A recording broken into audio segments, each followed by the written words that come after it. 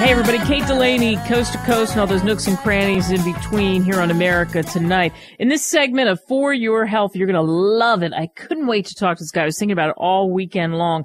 The Hyperbaric Centers of Texas do this cool thing where, you're in a hyperbaric chamber. Athletes across the board are using it. T.O. used it. You've heard of other people, a lot of athletes, a lot of actors, people who are trying to do it for different reasons. And it's about the oxygen and what the oxygen can do for you. Dr. Al Johnson joins us now from that center that's just exploded. And we're seeing this across the country, by the way. Hey, Dr. Johnson, thanks for coming on America Tonight. Happy to talk about hyperbaric. Yeah, tell us about the advent of hyperbaric. We used to start to. I want to say, really, I've heard about it for at least over a decade, probably before that. But now it's readily available. I think before there wasn't as much access to the hyperbaric chambers, if you will. Explain the advent of it, how it came along.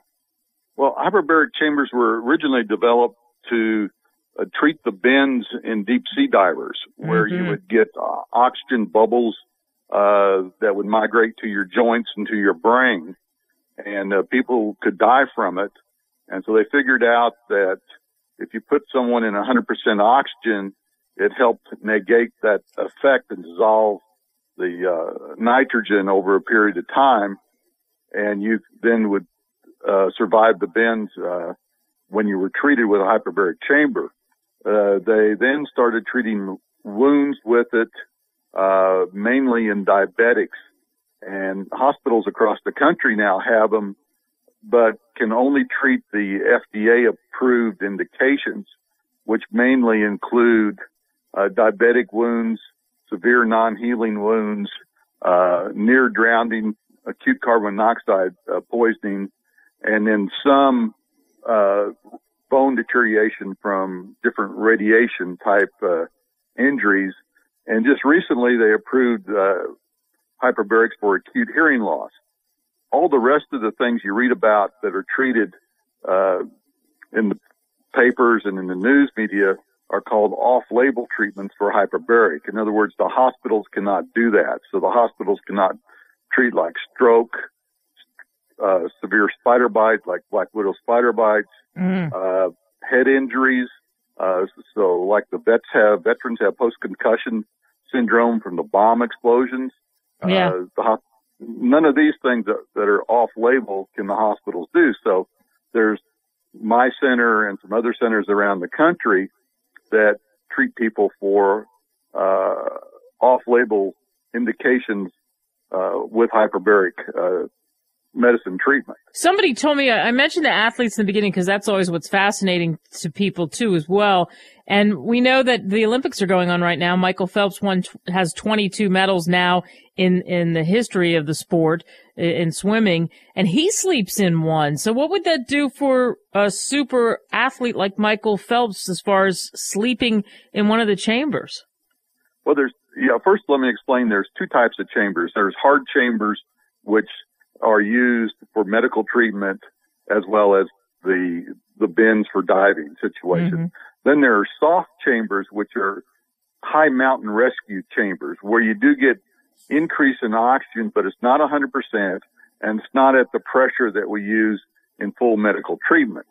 Now, when you sleep in one over a period of time, you do get some medical benefits of increasing the oxygen to the tissues, better recovery, but it takes quite a while, like overnight, where when we treat someone with a stroke or an acute injury like an athlete would have, they're in the chamber for 90 minutes at 100% oxygen under high pressure, like 45 feet underwater. So you get 10 to 15 times the amount of oxygen in the tissues, along with the pressure that decreases the swelling, increases the healing process to the tissue. And so you get a much faster recovery. And the faster recovery, that would be the name of the game. That makes complete sense to me. When you talk about the off-label uses, and you mentioned a few things that were totally interesting, The thing that people struggle with, I think, Doc, a lot, it's because of the busy lives we have, the list that we have running in our head for different reasons. People are insomniacs. A lot of people that had listened to America Tonight are third shifters. They have a hard time falling asleep. So what's the deal with the whole sleep idea, that it helps people sleep better? Well, I don't think it helps people sleep better. It's just that that's a time where they aren't wasting time in their idea of taking a set period of time and go having hyperbaric. They use a soft chamber in their home, which they can do safely. But you do not get the full medical benefit because you're not at 100% oxygen and under the higher pressure, which actually help people with, stroke, as we said, head injuries, any place where there's oxygen deprivation. So you get people with poor circulation to their legs, to their feet, wounds that won't heal, reflex sympathetic dystrophy, where you've had nerve injury to an extremity and now the pain is really severe. Hyperbaric helps reduce pain by getting circulation to that area where you get spasm of the vessels. So we see that the higher pressure is really necessary for medical treatment, where some of the athletes use that low pressure system to just help enhance their recovery, which it does, so that he's, like in Phelps' case, ready to go for the next race the next day. The head trauma, is that pretty common? Is the hyperbaric had just great results and a lot of people are seeking hyperbaric because of that? Well, what it does in any type of head trauma, whether it's stroke or closed head injury from automobile accidents or from bomb blast, as in the veterans, those cells in the brain are damaged, and many of them aren't killed, but they're damaged and they're kind of idle. They just aren't working right. So when you get oxygen to those cells under the increased pressure, it wakes those cells up, it rehabs those cells, it takes over a period of time, and they begin to function. And like in some of the preliminary pilot studies on the vets, 80% were able to get back to useful life when they weren't able to function prior to the hyperbaric treatment. Do you think that we've only seen some of the beginning benefits of hyperbaric, that there may be other things that you'll start to find? Oh, yes, there sure is. And one of the big things that I think we're going to see in the future is that as we have an older and older population that has better nutrition, taking better care of themselves, they aren't taking care of their minds. And so we'll see people with healthy bodies but not able to think, having dementia. And a lot of that is due to the lack of oxygen to the brain. And if we're able to pick these people up early that are having that trouble, use hyperbaric, it creates new blood vessels. It helps get oxygen to those cells that aren't working well, and you can maintain brain function. I have attorneys that come in that do hyperbaric on a routine basis to maintain a high level of brain function, clarity of thinking, so that they can function well while they're in court. Wow, that's interesting. I heard also, too, that there have been positive effects for kids with autism. Is that right? Autism and cerebral palsy, both. There's been positive results with that. And most frankly, the one of the first off-label uses for hyperbaric oxygen was for cerebral palsy kids, because those kids had oxygen deprivation during birth. And they found that once you provided oxygen in the higher concentration, it would wake their brain cells up and you'd see improvement in these kids. Now, the cells that are dead, you aren't able to rehab, but those cells that are just inactive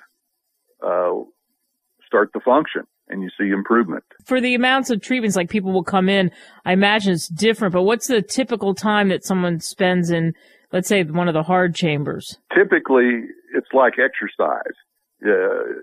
You do it daily, and you gain each day as you do with increasing exercise tolerance. So in like a stroke patient or a head injury patient, typically 40 hours of treatment is the original starting point.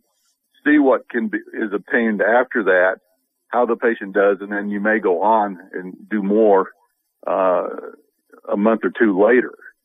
So you allow the effect to take place. Now, in sports injuries, it varies on, what the injury is, how bad the injury is.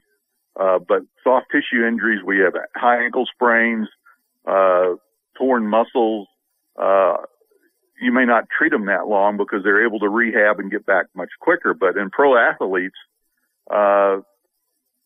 saving 3 or 4 days in their rehab is really important. We treated Dirk Nowitzki when he had the high ankle sprain back when they played Miami in the first playoff.